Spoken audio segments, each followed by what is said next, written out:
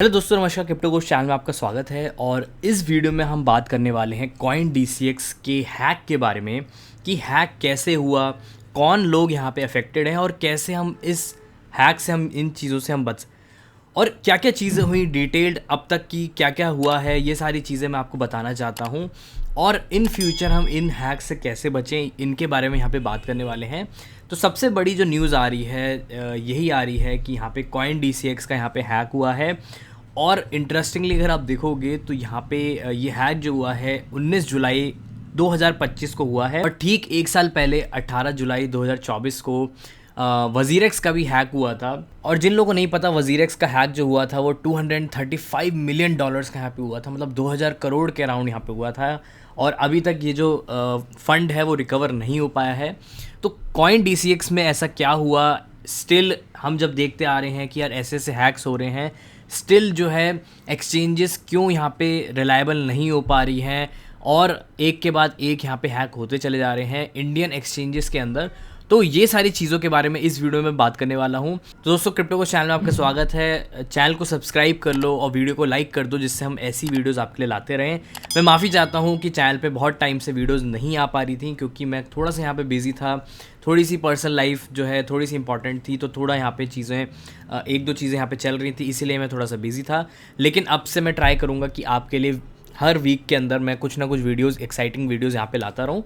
तो सबसे इंपॉर्टेंट जो यहाँ पे न्यूज़ निकल के आ रही है, आप देखोगे तो 19 जुलाई मतलब कल की डेट पे यहाँ पे जो है हैक हुआ है, चीज़ निकल के आ रही है। वो हैक का अमाउंट यहाँ पे निकल के आ रहा है, जो कि आ रहा है $44 मिलियन। अगर आप ट्विटर पे देखोगे तो ट्विटर पे सारे लोग यहाँ पे जो है डालते जा रहे हैं कॉइन DCX का हैक। तो आप देखोगे तो 44 मिलियन जो है यहाँ पे जो है हैक हुए हैं, जो कि समवेयर अराउंड 370 करोड़ के अराउंड यहाँ पे होते हैं।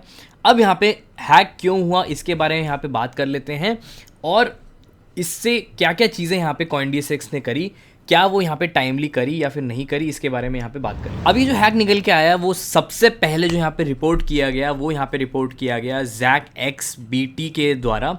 यहाँ पे आप देखोगे इनका एक टेलीग्राम ग्रुप है, टेलीग्राम चैनल है सॉरी, और इनका एक ट्विटर हैंडल भी है, मतलब एक्स हैंडल भी है। वहाँ पे नहीं इनने पोस्ट किया, लेकिन यहाँ पे टेलीग्राम चैनल पे अपने यहाँ पे पोस्ट किया। और इसकी टाइमिंग अगर आप देखोगे तो 9:11 पे यहाँ पे रात को हुआ है। और यहाँ पे इनने बोला है, looks like Indian central exchange coin DCX likely drained for 44.2 million. अच्छा, इंटरेस्टिंग बात यहाँ पे आप देखोगे, जब इनने यहाँ पे पोस्ट किया, इनने ये बोला कि 44.2 मिलियन डॉलर्स जो है यहाँ पे जो है हैक हुए हैं 17 घंटे पहले।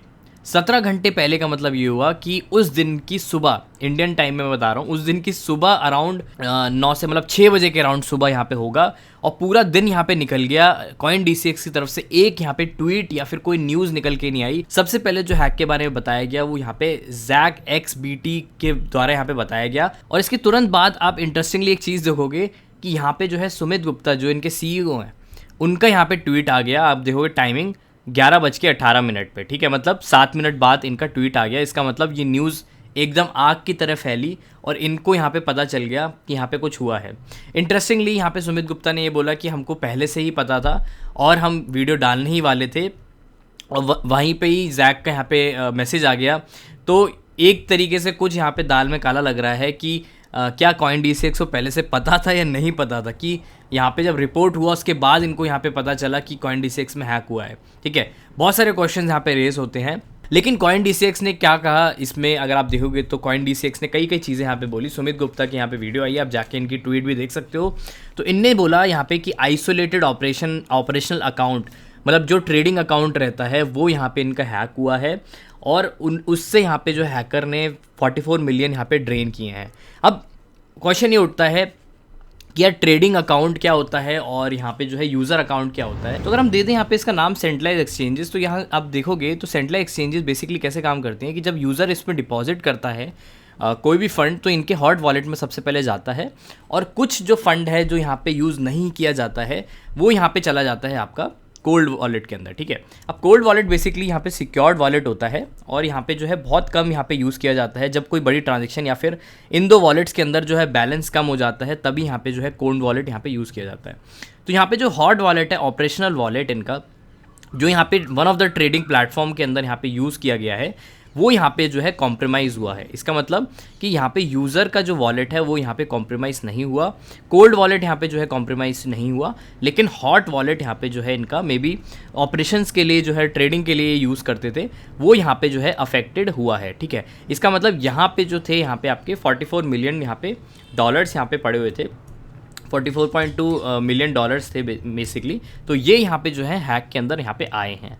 अब यहाँ पे क्वेश्चन ये उठता है कि यार अगर हम कोल्ड वॉलेट और हॉट वॉलेट और यूज़र वॉलेट सारे ही मिला दें तो जो अल्टीमेटली जो फंड आता है वो यहाँ पे फीड कहाँ से किया जा रहा है, वो अल्टीमेटली यूज़र के ही फंड से यहाँ पे फीड किया जा रहा है। अब यहाँ पे क्या होता है, ऑपरेशन वॉलेट के अंदर कई सारी चीज़ें होती हैं या फिर कोल्ड वॉलेट के अंदर कई सारी चीज़ें होती हैं। इंश्योरेंस कंपनी इंश्योर करती है कि ठीक है, इंश्योर हमने कर दिया कि हमारे पास अगर कोई आपका हैक हुआ तो हम कुछ फ़ंड जो है रिकवर करके दे देंगे या फिर आपको इंश्योरेंस फंड में से दे देंगे। और दूसरा यहाँ पे होता है आपका ट्रेजरी फंड। ठीक है, तो ट्रेजरी फंड बेसिकली यूज़ किया जाता है इन केस ऑफ हैक। तो कभी भी कुछ हैक वगैरह होता है तो एक्सचेंजेस जो है एक ट्रेजरी फंड बना के रखती हैं और उसके अंदर से जो है लॉस जो है रिकवर हो जाता है। तो इन दिस केस CoinDCX ने ये चीज़ बोली है, अपने रिपोर्ट्स में भी यहाँ पे बोली है, आप जाके पढ़ भी सकते हो कि यहाँ पे जो है हम अपना इंश्योरेंस प्लस यहाँ पे जो है रिकवरी फंड जो है ट्रेजरी फंड से यहाँ पे इसको कवर कर लेंगे, यूज़र के ऊपर यहाँ पे कुछ नहीं आने वाला है। तो ये थोड़ी सी अच्छी न्यूज़ है। लेकिन मेरा यहाँ पे क्वेश्चन यहाँ पे यही उठता है कि ऑलरेडी जब WazirX के अंदर हैक हो चुका है और बड़ी बड़ी एक्सचेंजेस के अंदर हैक हो चुका है, तो CoinDCX क्यों यहाँ पे जो है सिक्योरिटी मेजर्स नहीं रख पाया। और अगर आप देखोगे ये हैक कैसे हुआ, मैं आपको बता देता हूँ। तो इसके बारे में जो आ रहा है निकल के वो ये आ रहा है कि यहाँ पे इंटरनल टीम को यहाँ पे टारगेट किया गया। सेम WazirX के केस में भी ऐसे ही हुआ था कि इंटरनल टीम जो है उनको टारगेट किया गया था साइन करने के लिए कीज़ को। और मुझे यही लग रहा है कि CoinDCX के केस में भी ऐसा ही हुआ है, जहाँ पे इंटरनल टीम जो ऑपरेट करती है बेसिकली जो इन एक्सचेंजेस की प्राइवेट की होल्ड करके रखती है, उनको यहाँ पे टारगेट किया गया। हमने मोस्ट ऑफ द केसेस में ये देखा है कि सेंट्रल एक्सचेंजेस ने अगर इनसाइडर जॉब भी की होगी तो इस केस में हमें कुछ यहाँ पे पता नहीं चलता है और ये जो फंड है परमानेंटली चला जाता है। ठीक है, तो बहुत सारी चीज़ें जो हैं एक तरीके से ग्रे एरिया में रहती हैं और हमें पता नहीं चलती हैं। लेकिन क्वेश्चन हमें ऑलवेज़ पूछना चाहिए कि यार ये ट्वीट आपका जो है इतना लेट क्यों हुआ, जब जैक ने यहाँ पे किया उसके बाद यहाँ पे आपने मैसेज क्यों डाला। तो कई सारे क्वेश्चंस यहाँ पे उठते हैं CoinDCX की टीम की तरफ से, और कौन सा यहाँ पे फ़ंड ये यूज़ करने वाले हैं। और कई चीज़ें और हुई। एक तो ये हुआ कि इनने विड्रॉल्स रोक दिए, विच इज़ गुड।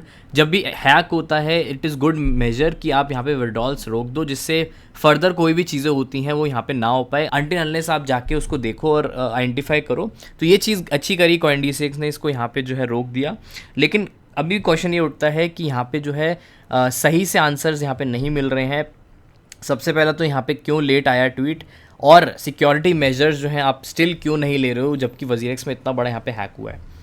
तो ये सारी न्यूज़ थी, आप जाके इसको देख सकते हो कि कैसे यहाँ पे जो है हैक हुआ है। आप देख सकते हो इनने बताया भी है कि सोलाना से यहाँ पे इथेरियम में ब्रिज किए गए और इतने यहाँ पे जो है इथेरियम यहाँ पे कन्वर्ट किए गए, जो कि यहाँ पे आपने देख सकते हो अमाउंट भी दिखा रहा है कि 27 मिलियन जो है आई थिंक सोलाना वॉलेट से गए हैं और बाकी के जो हैं इथेरियम डायरेक्ट फंड से यहाँ पे गए हैं। ठीक है, तो ये सारी अपडेट्स यहाँ पे निकल के आ रही हैं। अब यहाँ पे बात कर लेते हैं कि कैसे हम अपने फ़ंड्स को यहाँ पे सिक्योर करें। तो देखो दोस्तों, यहाँ पे मैं जैसे बता रहा हूँ कि मेरा जो मेजॉरिटी फ़ंड यहाँ पे रहता है, मैंने ऑलवेज़ यहाँ पे ये चीज़ बताई है कि मेरा जो मेजॉरिटी फ़ंड यहाँ पे रहता है वो 90% यहाँ पे ठीक है। तो डिसेंट्रलाइज एक्सचेंज में मेरा जो है 90% फ़ंड यहाँ पे रहता है और मे बी 10 to 5% जो रहता है वो मेरा सेंट्रलाइज एक्सचेंज में रहता है। ये इसलिए रहता है कभी मेरे को कुछ ट्रेड करना हुआ या फिर कन्वर्ट करना हुआ, इजीली मैं यहाँ पे कर सकूँ। ठीक है, कई लोग जो है इसको नहीं फॉलो करते हैं, लेकिन ये बहुत इंपॉर्टेंट है।